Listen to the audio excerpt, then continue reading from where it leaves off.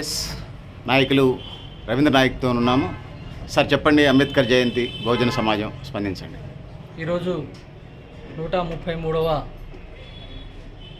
బాబాసాహెబ్ అంబేద్కర్ యొక్క జయంతిని దేశవ్యాప్తంగా అట్లాగూ ప్రతి గ్రామాలలో, మండలాలలో, జిల్లాల వ్యాప్తంగా ఒక భారీ ఎత్తున జయంతులు జరుపుకున్నటువంటి సందర్భంలో ఈరోజు బాబాసాహెబ్ అంబేద్కర్ రాసినటువంటి రాజ్యాంగం సుమారు 2 సంవత్సరాల 11 నెలల 18 రోజులు గడిచినప్పటికీ ఆ రాజ్యాంగం ప్రపంచంలోనే ఒక గొప్ప అత్యుత్తమైన రాజ్యాంగమని ప్రపంచంలో ఉన్నటువంటి ఐక్యరాజ్య సమితి దాన్ని అభివర్ణించడం, అట్లాగే అటువంటి రాజ్యాంగంను సూత్రీకరించి బాబాసాహెబ్ అంబేద్కర్ని ప్రపంచ మేధావిగాను గుర్తించడం జరిగింది. దానిలో భాగంగా అంబేద్కర్ ఆశించినటువంటి ఆశయాలు ఈరోజు నీరుగారిపోతున్నాయి. ఇప్పటికీ స్వతంత్రం వచ్చి 70 నుంచి 80 ఏళ్ళు వచ్చేస్తున్నప్పటికీ గడిచినప్పటికీ దేశంలో ఉన్నటువంటి దౌర్భాగ్యమైన పరిస్థితి, లేదంటే అణగారిన ప్రజల యొక్క పరిస్థితులు ఎక్కడ వేసిన గొంగడి అక్కడే ఉన్నట్లుగా మన దేశంలో చూస్తున్నాము. సో భారత రాజ్యాంగాన్ని ఇప్పటికీ 80 ఏళ్ళు వచ్చినప్పటికీ భారత రాజ్యాంగం సక్రమంగా అమలు చేయకపోవడమే కాకుండా అక్రమంగా భారత రాజ్యాంగాన్ని అమలు చేయడం వల్లనే భారతదేశంలో ఉన్నటువంటి పరిస్థితులను మనం ఈ గడ్డుకాల పరిస్థితులను చూడడం జరుగుతోంది. కాబట్టి భారతదేశంలో ఉన్నటువంటి ప్రధానమైన మన యొక్క అజెండా భారత రాజ్యాంగం. ఎన్ని కులాలు ఉన్నప్పటికీ, ఎన్ని మతాలు ఉన్నప్పటికీ ఒక దిక్సూచిగా భారత రాజ్యాంగం ప్రకారంగా భారత ప్రభుత్వాలు, రాష్ట్ర ప్రభుత్వాలు కొనసాగుతున్నటువంటి విషయం భారతదేశంలో ఉన్నటువంటి ప్రతి ఒక్క మనిషికి తెలిసిన విషయమే. కానీ భారత రాజ్యాంగానికి ప్రభుత్వాలు వాళ్లకు అవసరమైనటువంటి స్థితిలో రాజ్యాంగాన్ని వాడుకుంటున్నాయి, వాళ్లకు అవసరం లేని స్థితిలో రాజ్యాంగాన్ని తొక్కేస్తున్నాయి.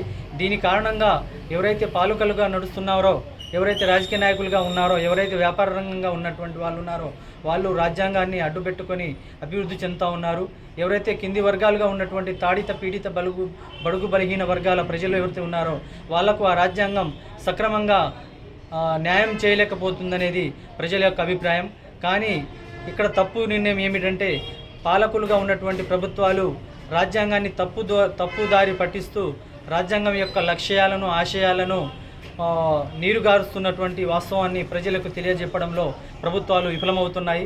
కావాలనే ప్రభుత్వాలు విఫలం చేయడానికి ఇది ఒక ఉదాహరణగా చెప్పుకోవచ్చు. భారత రాజ్యాంగం ఇప్పటికీ రోజుకి వెనకకు పోతుంది తప్ప రోజుకి ముందుకు పోవట్లేదు. భారత రాజ్యాంగం పట్ల ఉన్నటువంటి ఆశయాలు అణగారిపోతున్నాయి, అట్టడిగిపోతున్నాయి. కావున భారతదేశంలో ఉన్నటువంటి ఈ పరిస్థితులు ఎవరి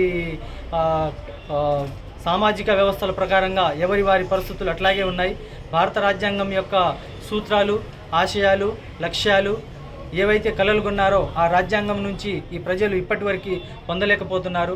కావున భారత రాజ్యాంగాన్ని సక్రమమైన మార్గంలో బాబాసాహెబ్ అంబేద్కర్ కలలుగన్న రాజ్యాంగంలో ప్రధానమైన సూత్రాలు ఏమిటంటే అందరికీ సమాన స్వేచ్ఛ, అందరికీ సమానత్వం, అందరికీ సమాన సోదరత్వంతో ముందుకు కొనసాగాలని దాంట్లో ఒక ప్రధానమైన సూత్రాలుగా చెప్పడం జరిగింది. దీనిలో భాగంగానే భారత రాజ్యాంగంలో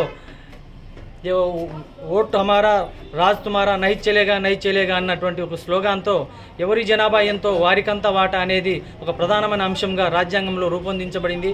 అంటే ఎస్సీ, ఎస్టీ, బీసీ, మైనార్టీలు ఇంకా ఇతర తరగతుల వాళ్ళకు కూడా ఎవరి జనాభా ఎంత ఉంటే వారికంతా వాటా అనేటువంటి ప్రతిపాదికన జనాభా దామాష ప్రకారంగా రాజకీయ రంగంలో, ఆర్థిక రంగంలో, ఇంకా ఇతరేతర రంగాలలో ప్రతి ఒక్కటి రాజకీయ రంగంతో పాటుగా ప్రతి ఒక్క రంగాలలో జనాభా దామాష ప్రకారమే అందరికీ అమలు చేయాలని చెప్పేసి రాజ్యాంగం చాలా స్పష్టంగా చెప్తున్నప్పటికీ రాజకీయ నాయకులు కుట్రపరంగా అది కులవాదం కావచ్చు, మతోన్వాదం కావచ్చు, రాజకీయవాదం కావచ్చు, వర్గవాదం కావచ్చు, ఇంకా ఇతరేతర సమస్యలు కావచ్చు, ఏది ఏమైనప్పటికీ దాన్ని పెడదవున తప్పిస్తూ రాజ్యాంగానికి ఒక ప్రజలకు అర్థం కానివ్వకుండా ఈ రాజ్యాంగంతో